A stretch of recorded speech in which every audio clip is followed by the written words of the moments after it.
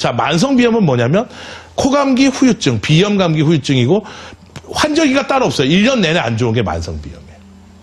어렵지 않아요? 환절기에만 있으면 알레르기 비염이에요. 1년 내내 있으면 만성비염이에요. 가끔 혼합형도 있어요. 알레르기 반, 만성비염. 마치 짬짜면 같이, 짜장 반, 짬뽕 반 같이 바로 반반 혼합형이 된 경우는 알레르기 비염이 10년 이상 된 경우, 오래된 경우에 변화가 돼요.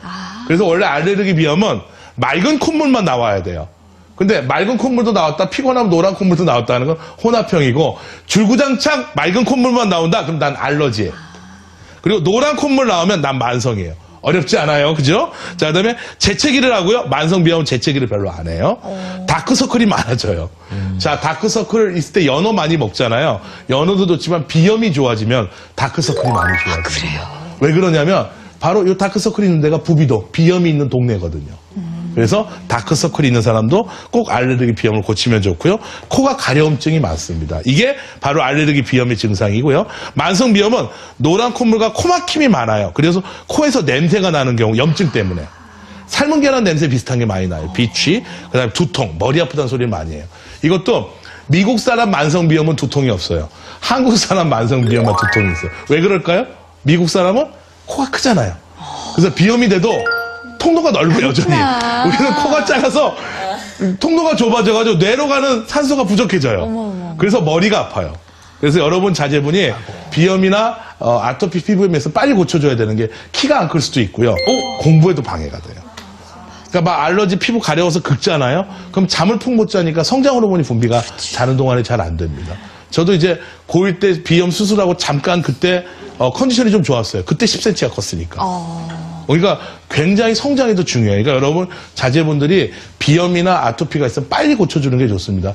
요즘 현대의학과 한의학으로 충분히 치료가 가능하다는 거 다시 한번. 근데 선생님, 저희가 보통 알기로는 비염은 네. 치료가 불가능한 거다. 그렇지 않아요. 평생을 그냥 갖고 살아야 된다라고 알고 있는데 이게 확실한 건 치료가 가능하다는 치료가 가능합니다. 그런데 왜 그런 생각을 하냐면, 자, 제가 올 봄에 비염을 고쳤어요. 네. 근데 내년 봄에 다시 좀 감기에 걸려서 비염이 왔어요. 그건 재발이라고 생각해요. 그건 재발이 아니라 비염에 걸렸던 사람은 감기 걸리면 비염부터 와요. 그 감기를 고치면 되는 거예요. 고치고 보니까 그게 복잡한 병은 아니었어요. 근데 놀라운 거는 안 고치면 안 나요. 안 고치면 죽을 때까지 안 나는 게 비염이에요. 고치면 나아요. 거의 대부분 열의 7 이상을 100일 이내에 고치는 걸 원칙으로 세워요. 그래서 여러분부터 비염이 제가 한의사라고 꼭 한 방을 고집하는 건 아니에요. 양방이든 한 방이든 좋습니다. 반드시 자기가 알레르기인지 만성비염인지만 잘 구별하시고 거기에 맞는 치료를 해야 돼요. 보통 안 낫는다고 생각하는 분이 다 알레르기예요. 알레르기는 질병이 아니라 낫질 않아요. 체질이 개선이 돼야 돼요. 그렇구나. 근데 내가 피곤하거나 잠이 부족하면 알레르기가 발작이 되거든요. 그럼 재발이 된 줄 알아요. 알레르기는 늘 몸속에 벗과 같이 갑니다. 그러다가 내가 이 허튼 구석을 보이면 드러나는 게 알레르기예요. 컨디션이 좋을 때는 숨어 있다가. 그렇죠. 그리고 만성비염은 뭐죠? 내가 감기가 걸렸을 때 그 증상부터 나타나는 게 만성비염이에요.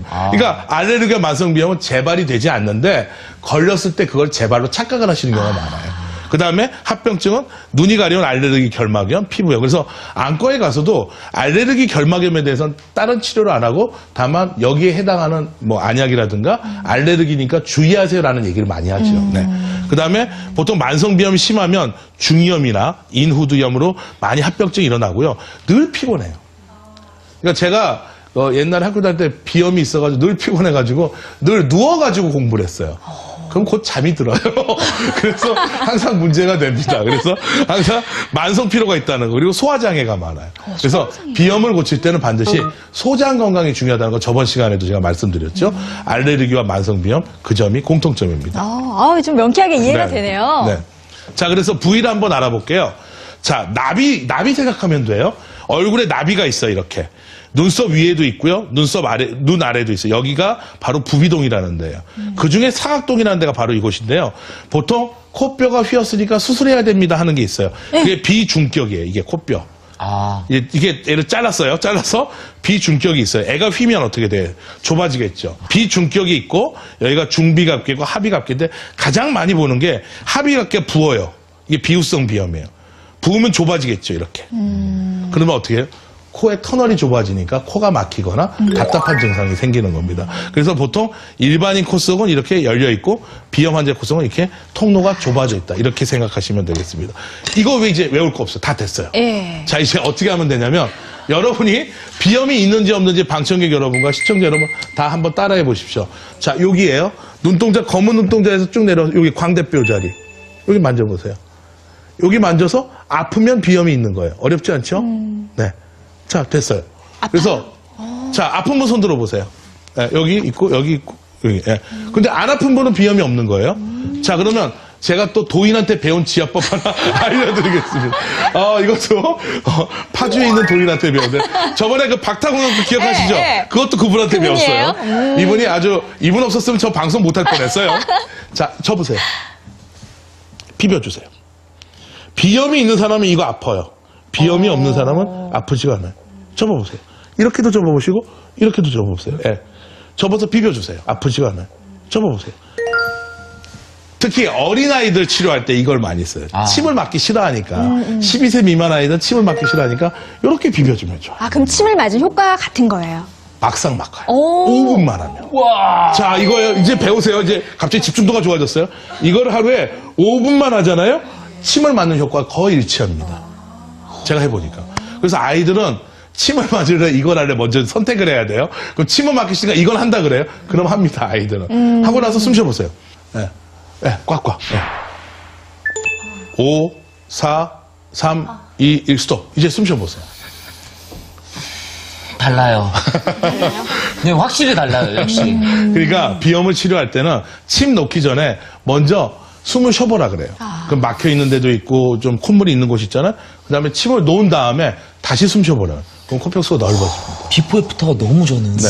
그래서 오늘 제가 볼 때는 방청객 중에 한 2분 정도를 알레르기하고 만성 비염 있는 분 한번 해볼게요. 자, 그럼 한번 저쪽 분이 제가 볼 때 알레르기 비염이 있을 것 같이 생기셨거든요. 예, 그럼 마이크를 잡고 얘기를 해보세요. 증상이 주로 어떤 증상이 있으세요? 결혼 전에는 아침에만 재채기하고 그 다음에는 괜찮았는데 임신하고 애 낳고 그 이후부터는 만약에 아침부터 콧물이 나면 하루 왼종일 콧물이 나가지고 그럼 재채기가 계속 나오잖아요.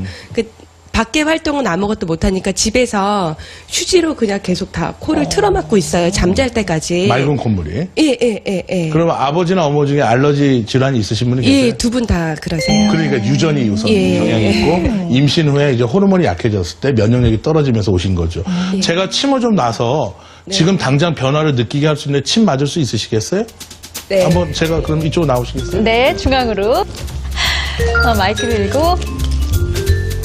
제가 이제 통비침을 놔줄 건데 통할 통. 코가 통한다. 근데 이거는 용진 씨가 좀 도움이 제가요? 좀 와주세요. 이리 와주세요. 예. 뒤에 서서요. 이분 고개를 좀 젖혀야 되거든요. 네네. 머리를 받쳐주세요. 머리를, 이렇게. 네. 네, 이제 본인은 눈만 감고요. 딸깍딸깍 소리가 납니다. 겁먹지 마세요. 안 아프세요? 예, 괜찮아요, 그냥. 됐어요. 이제 고개를. 네. 자, 코 숨 쉬어보세요. 어떠세요, 아까보다? 예, 아까보다는 좀 괜찮아진 것 같아요. 네, 그리고 계속 코로 숨을 쉬세요. 지금 그러면 아까보다 20% 정도 더 많은 산소량이 뇌로 갈 겁니다. 그리고 또 코로 숨을 쉬시면 눈이 좀 밝아질 거고요. 머리가 맑아지는 기분이 들 거예요. 지금 제가 치료한 데가 뭐냐면 염증이 있는 자리고 이 면역력이 약해졌을 때 막히는 곳 접촉 불량이 있는 세 군데 혀를 지금 통비침으로 놔준 거예요. 이대로 앉아 계시면 됩니다. 박수 부탁드릴게요. 어떠세요? 변화가 좀 느껴지세요? 예, 아까보다 숨 쉬는 것도 더 편해졌고, 예, 목소리도 달라졌어요. 예, 달라진 목소리도 것 없어지고. 같고, 예. 어머, 세상에. 어머, 신기하다. 네, 그러니까요. 우리 여기는 이제 알레르기성 비염이었고. 네, 여기는 알레르기. 그러니까 예. 여러분들이 이제 방송을 통해서 알레르기 비염과 만성 비염을 구별합시다. 맑은 콧물 알레르기 비염이에요. 노란 콧물 만성 만성. 비염이에요. 일교차가 있거나 환절기 때만 있으면 알레르기 알레르기. 비염이에요. 1년 내내 있으면 만성 비염이에요. 그렇지만 짬짜면 같이 혼합형도 있어요. 알레르기 반, 만성 반. 노란 콧물이었다가 맑은 콧물이었다가 재채기도 했다 코막 이렇게 혼합형도 있으니까 이런 경우는 알레르기 비염이 오래되면서 만성 비염이 된 거예요. 그러니까 이 두 가지만 아시면 되겠습니다. 그다음에 검은색 옷은 침 무서워하세요? 그러면 본인은 제 얼굴은 손을 안 대고 마이크. 네, 마이크 해보세요. 제가 손하고 귀에다 놔서 좀 코를 뚫어드리면 어떨까요? 네, 감사합니다. 그건 괜찮죠? 얼굴은 좀 신경 쓰시는 분이니까. 네. 자, 이제 밖으로 나와보시죠. 자, 네, 평소에 비염으로 어떻게 불편하세요? 어떤 증상이 있으세요? 일단 새벽에는 네. 늘 기침하고요. 새벽에 기침하시고. 환절기 네. 기침하고요. 재채기를 하는 건지 코가 막혀서 응용거리는 건지 혼합인 것 같아요. 예, 혼합형이네요. 혼합형이시구나. 그러면 맑은 콧물이 주로 나와요? 노란 콧물이 맑은 주로? 쪽이요. 그럼 알레르기가 됐다가 요새 만성으로 가고 있는 중이네요. 알레르기가 있다는 건 알고 있어요. 그랬군요. 알레르기 있는 그럼 제가 이분은 원격으로 귀에다가 좀 나서 치료를 해드릴게요. 귀걸이도 하셨어요? 네. 이거 귀걸이 하는 것보다는 안 아파요. 귀걸이 할 때 뚫잖아요. 그거보다 안 아파요. 침이. 네. 저도 저번 시간에 귀에 맞아봤는데 하나도 안 아픕니다. 진짜로. 예. 건강한 게 느껴질 거예요. 자, 저쪽도 이렇게 나가시고. 자, 카메라로 보여줄게요. 여기가 코에 닿는 자리예요. 별로 안 아프죠? 저기 여성분들이 여기 자주 뜯는 자리 아니에요? 피어싱. 연골. 그래요? 그쪽, 예. 여자친구가 그런 거 좀 했나 봐요? 자, 이쪽도요. 진짜 액세서리한 것처럼 네. 어울리시네. 안 아프시죠? 따끔해요? 이 침 맞을 때 말 시키면 되게 얇아요.